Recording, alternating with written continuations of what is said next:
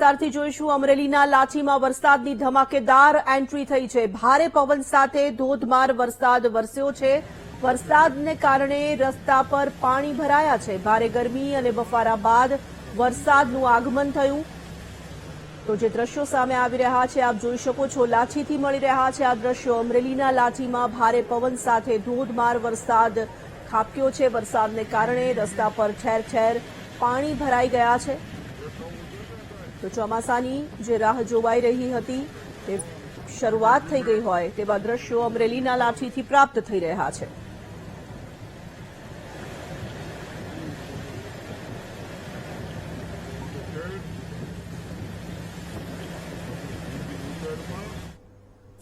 અમરેલીમાં ધોધમાર વરસાદ થઈ રહ્યો છે। અમરેલી જિલ્લામાં બીજા દિવસે પણ ધોધમાર વરસાદ પડ્યો। ખાંભા બાબરા બાદ રાજુલા પંથકમાં પણ વરસાદી માહોલ જામ્યો।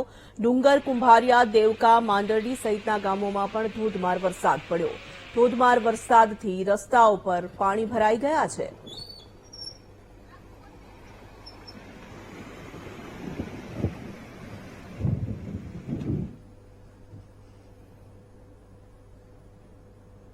તો આ તરફ બોટાદ શહેરમાં